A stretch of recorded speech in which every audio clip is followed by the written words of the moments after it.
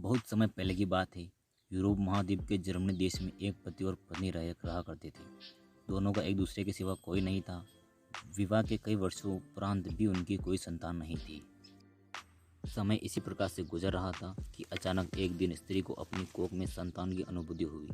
गर्भावस्था के दौरान उसको कुछ इस प्रकार का महसूस हुआ कि उसको रेप जेल नामक एक शाख खानी चाहिए। आसपास वह शाख कहीं भी उपलब्ध नहीं थी। पति पत्नी एक जादूगरनी के बगीचे के पास ही रहते थे। पत्नी के मन की बात जब पति ने सुनी तो पति ने उसे वादा किया कि वह उसके लिए रेपजेल नामक की वह शाख साथ लेकर आएगा। बगीचे में चोरी से घुसकर उसने वह शाख अपनी पत्नी के लिए तोड़ी और यह क्रम कई दिनों तक चलता रहा। एक दिन बगीचे की मालकिन जादूगरनी ने, जिसका नाम डेम गोथेल था, उसने यह चोरी करते हुए देख लिया और जादूगरनी ने पति को बंधक बना लिया। पति जादूगरनी के सामने बहुत गिड़गिड़ाया और अंत में जादूगरनी एक शर्त पर वह शाख उसकी पत्नी के लिए देने के लिए राजी हो गई। शर्त यही थी कि संतान के जन्म के बाद वह उसे जादूगरनी को सौंप देगा। मायूस मन से पति ने उसकी वह बात मान ली और बच्चे के जन्म होते ही उसने जादूगरनी के हाथों में अपनी पुत्री को सौंप दिया। जादूगरनी ने अत्यंत मनोयोग से उसकी पुत्री का पालन पोषण किया और उसका नाम उसी शाख के नाम पर रेपजेल रखा। रेपजेल एक अत्यंत रूपवती कन्या के रूप में धीरे धीरे विकसित होने लगी।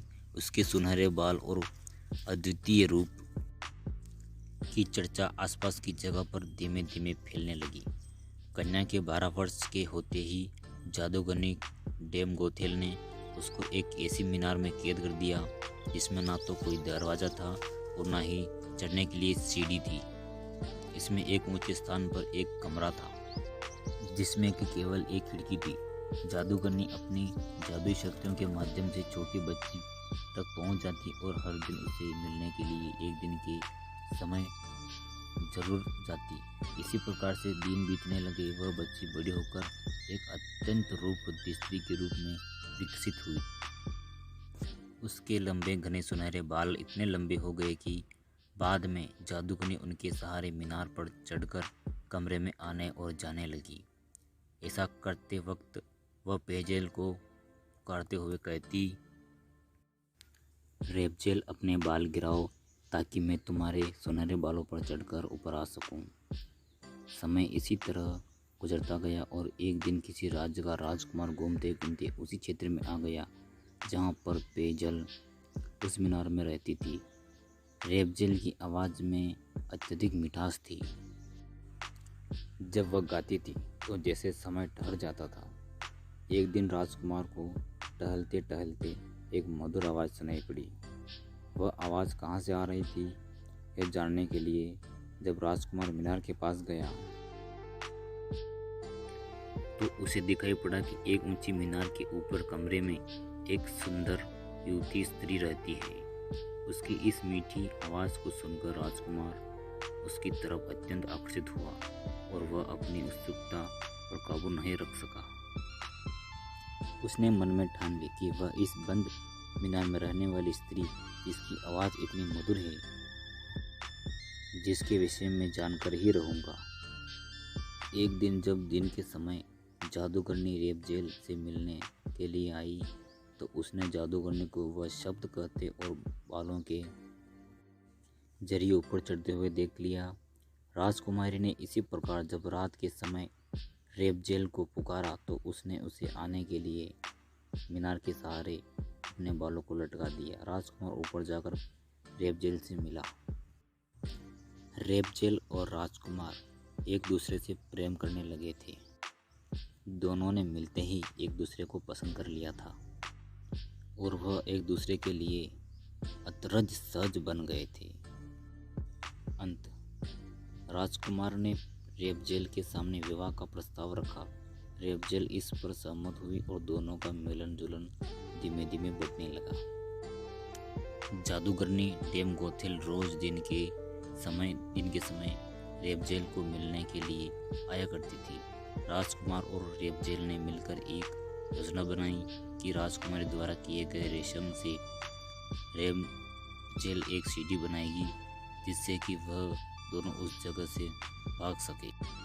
रेप जेल की मूर्खता के कारण जादूगर ने डेम गोथेल राजकुमार के रेप जेल के पास आने और उसे गर्भवती हो जाने का पता चला।